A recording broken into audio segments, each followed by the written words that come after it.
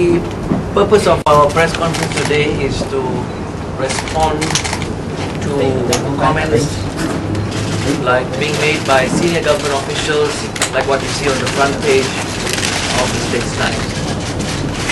We consider these sort of statements completely inappropriate and tantamount to an interference into the investigation, and further lends credence to the politicization of this investigation and to our complaint and our belief. It lends credence to our belief that this entire process has political motivations. Statements are being made by senior government officials, raise concerns as to the credible dispensation of the law, and suggest that a political conspiracy is very much at play in smearing the credibility and reputation of our client. We will say that this conspiracy is not just involving politicians, but also involving senior officials of the police and of the English chambers. Statements are being made imputing that Anwar Ibrahim is not cooperating with the police. We are referring as an example to the comment made by Home Minister Syed Hamid Alba, reported on the front page of the Straits Times, page 3 of the Star, and covered in other printed and electronic media. Dato' Syed Hamid should know better than to attempt to exert his influence on this matter. As a cabinet member, his comments are tantamount to interference in an ongoing investigation. He is quoted as saying, and this is the front page line, what is he afraid of? He can have his own doctor present when giving a sample. Besides being an inappropriate interference in the investigation, these comments show a fundamental misunderstanding of the concerns we are raising regarding the introduction of DNA evidence.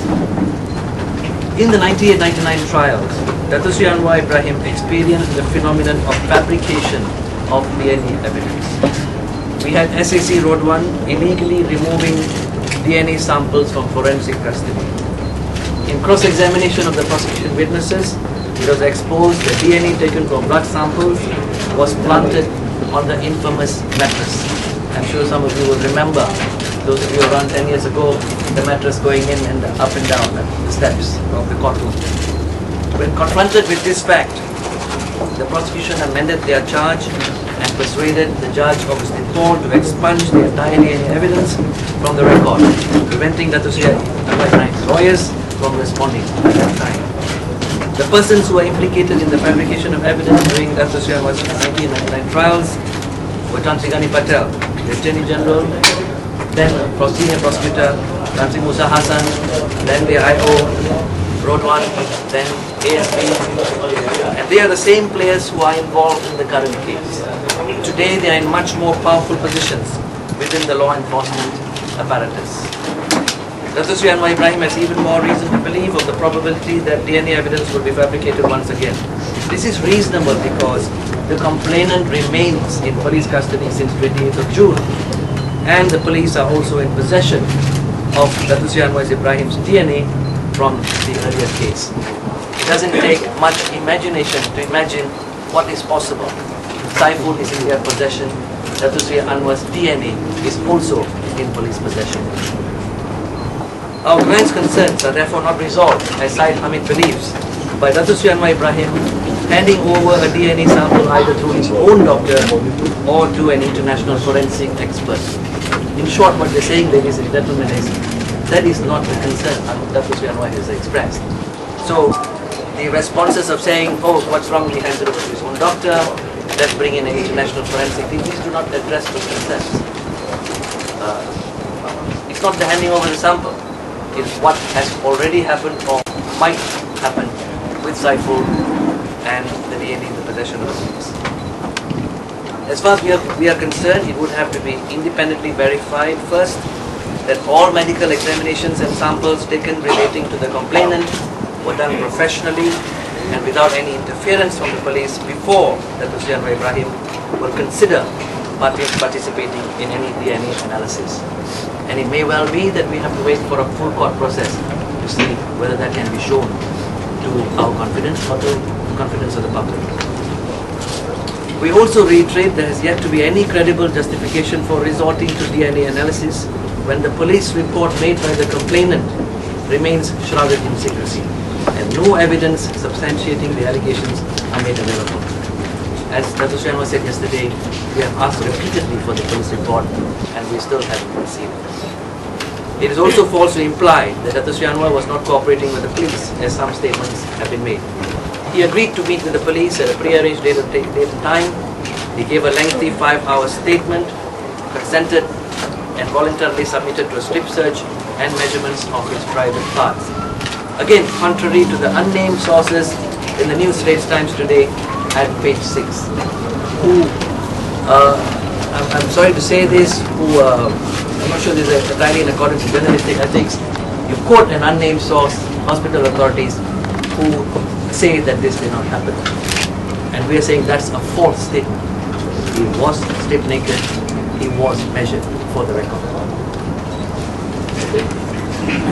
Finally, we want to say, we will reiterate that he made that lengthy statement 5 hours on Tuesday, half an hour on Wednesday morning, even though he could have exercised his rights within the law to have remained completely silent, as the contents of the complainant's police report were not being known. So, Dr. Anwar has repeatedly said these allegations are false, complete fabrication. He was ready to meet the police and give them the full facts, answer all the questions. But as his lawyers had already advised him, you could have chosen, and in fact, some of the lawyers still maintain the position he should have kept silent. And we said no, there's nothing to hide, and he gave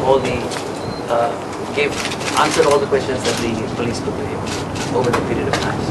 So we conclude by saying we're calling upon ministers such as Minister Hamid to stop making these allegations, stop politicizing, stop interfering with the investigation or attempting to influence the investigation with these sort of things.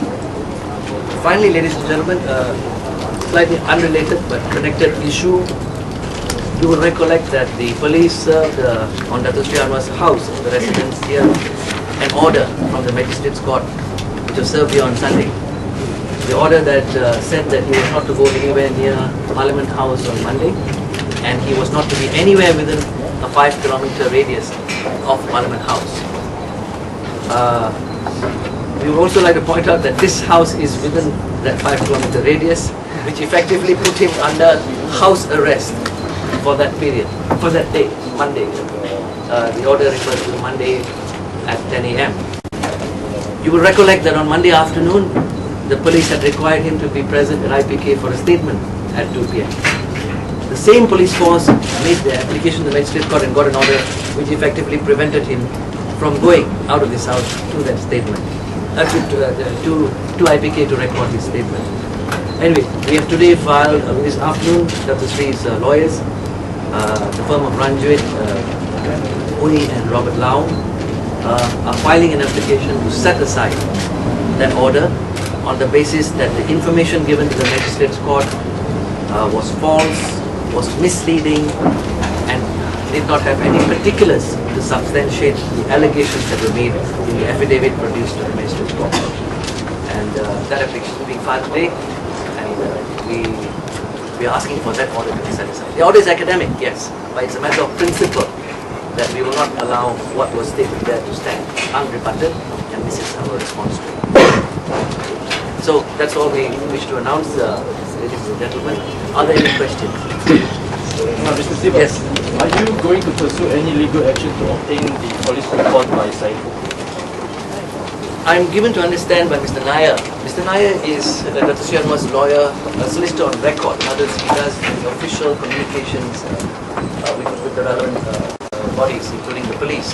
In fact, he was supposed to be present today, but he's held up with some urgent work, but he may join us shortly.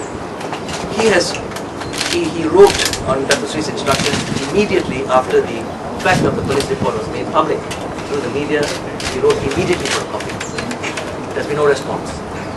And when I was present with Dr. Sri for the recording of the statement on Tuesday afternoon, again, we put on record a request for the report. It was denied again. We said fine. If you can't give us a copy, read us the contents. Even that we said.